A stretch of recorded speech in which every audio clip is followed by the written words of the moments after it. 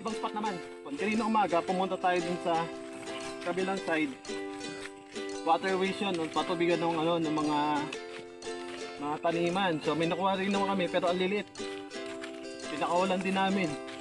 So sabi ko, lipat tayo rito, baka makachamba na. Eh dito naman to talaga malalaki. Cross finger, gano'n pala, cross finger, saan makauli tayo? Lapit na tayo.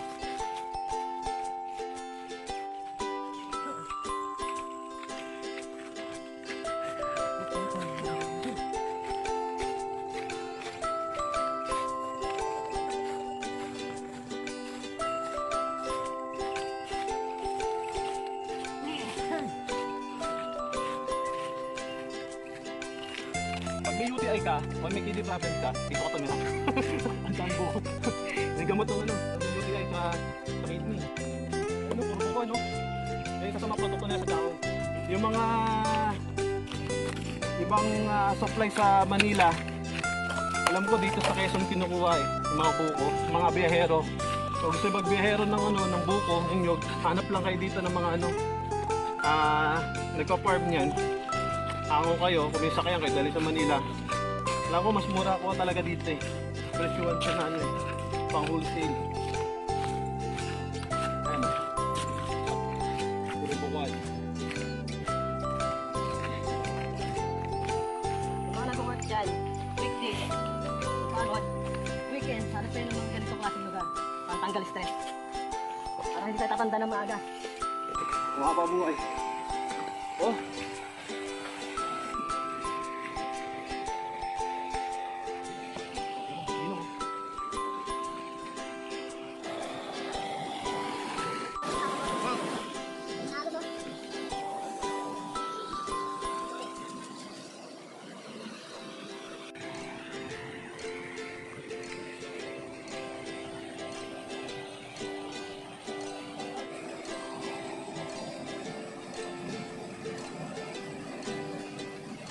Kamasa, putong ulit. Ito tayo sa bagong spot. Try natin makaulit. Sabi ng bisa ko dito, nakaulit na marami. Malaki tayo dito. So, ito na tayo.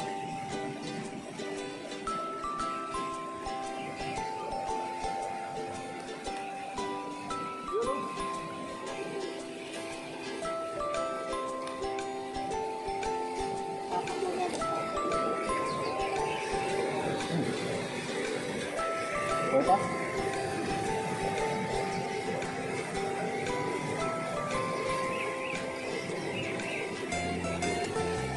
First catch. Napaw mo na. Okay. Stand down.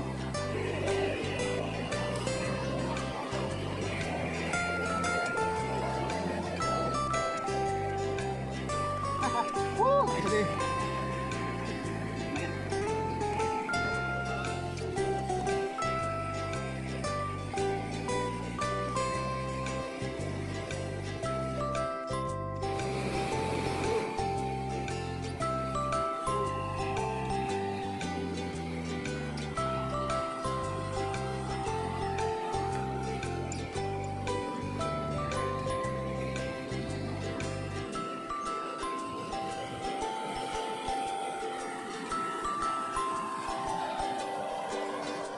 Pangalawa.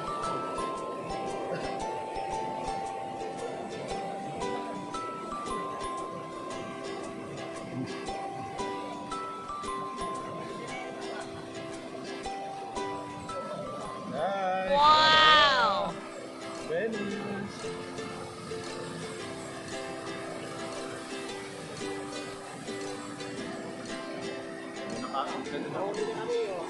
Ha?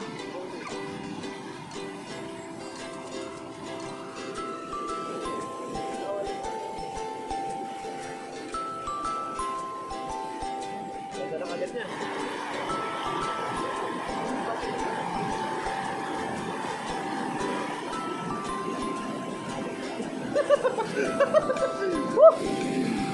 Ano pala yun eh? Napako na eh.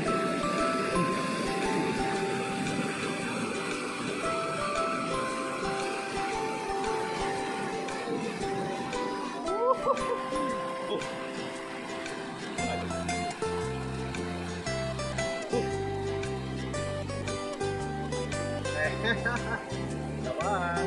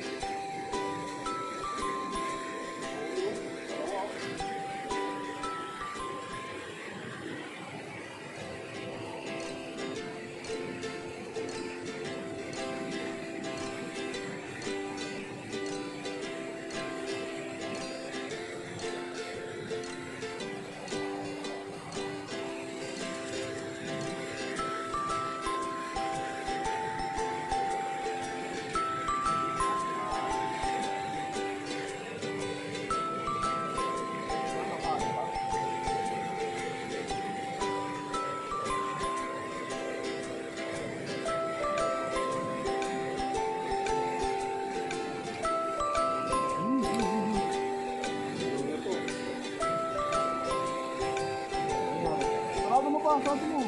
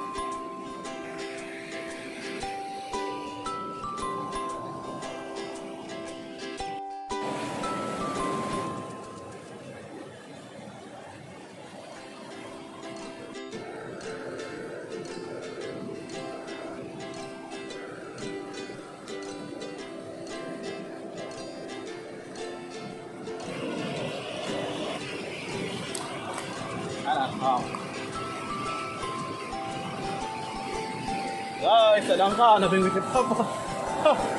Salang ka.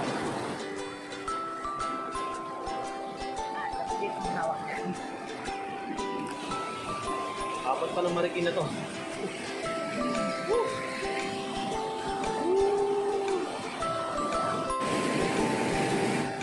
Basta mga kaMASA, oh, pudong ulit. Success. Success ang mission, nakahuli tayo. Huli tayo ng malaki, oh. Sa 2, 3, 4, 5. Isang arroyo. So, ano oras na? Papakot na tayo. Uwi na natin sa Marikina. Tapos iba, iluluto natin namaya. Saka pa, naliligo na. Yan. Guys, tingnan nyo. Ang ganda rito.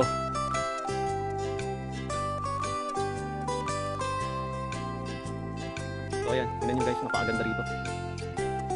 Yan. So, yun. May mga taniman pa ng bawing-bawi. Worth it ang biyahe. Kahit malayo. Yan. Nature talaga kung nature. So, yun. Meron tayong huli. Masaya tayong uwi. Luto natin mamaya sa pag nakauwi tayo ng Marikina. Guys, pabalik na kami. Bye-bye, Tiaong. Hanap.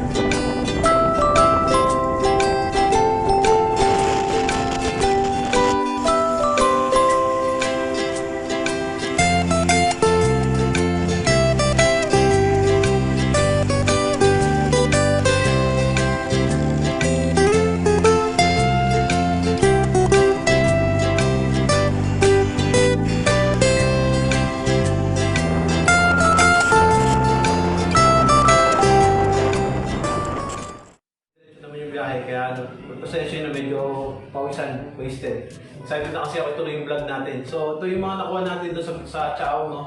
Ito yung binili namin ng umaga sa unang spot na pinunta namin. May na mga nag-aani ng sitaw. So, binigay sa amin sa murang-murang halaga. 20 per kilo. Dito magkano yan? Dito lang yan, oh, 20. 20 na yan. Ganyan. 10, 3 piraso. Dito sa Maynila, dito sa atin to. Pero doon, binigay sa amin ng murang-murang 20 per kilo. So, bumili na ako. 5 kilo binili ko. And mahaba pa yan. Fresh na fresh. Pati ito, doon din binila to. Hindi ko lang alam kung nakakuha na namin kapag. Bagong ani rin yan. Tapos ito, yung naalala yung binili namin sa pililya na dalawa. Nasubukan mo namin kung matangis. Hindi naman tayo nabigo. Kinain namin yung isang gabi, pang himagas. Inuwi namin yung isa. So talagang matangis siya. Panalo. May tatapa sa Tagaytay ito. Tapos ito na. Kung may unboxing, may unveil. Kasi, awa ng Diyos. Ikatuto yung pangarap ko. First time. Tari! Ay. Ayan. Naalala nyo to yung pinuho ko kanina. Lumabas yung yung hasang. Medyo natuyot siya kasi 4 hours na biyahe. Hindi namin nayeluhan kanina nung nagbiyahe kasi mamadali kami para makabalik agad dito. So ito. Yun yung ito pinakamali ito. Guys, ito yung mga ingredients natin. Magluluto tayo ng special sweet and sour tilapia. Nanalagyan natin ng konting presentation. Yan. So ang sangkap natin ngayon, meron pa tayong tomato sauce, Del Monte pineapple chunks. So yan yung mga ginagamit ko usually. Bake any man. Tapos ito po yung mga hiniwa nating sangkap. No? Meron tayong carrots, may onions, marami. Onion, ginger, garlic, tsaka yung ito red bell. Sabi ko hindi ko hiniwa red bell kasi kulang. So hindi nyo tatanong kasi may din kami magtanim kahit wala kaming garden. So yun, papakita ko lang sa inyo yung huling ani ng aking natitirang matatag. Siya lang ang malakas na green bell na halaman. So pipitasin ko na yung huling bunga nun kahit na medyo maliit pa. So guys, nandito tayo sa aking mini garden. Yan, meron tayong basil. So, may mga buto na, pwede na itanim. Basil din yan. So yan, may oregano. Tapos yung kamatis, panday, papaya saan. Tapos, yan, may luya tayo. So, luya to. Yan, luya. Tapos, insulin plant. So, ito kasi, nakailanganin na to. Hanapin ko yung video niya. So, ito lang yung natitirang matatag. Siya na malakas. So, kunin natin nag-isang peraso yan kasi hahalo natin doon sa ating sweet and sour. So, pitasin na natin. Yan, o.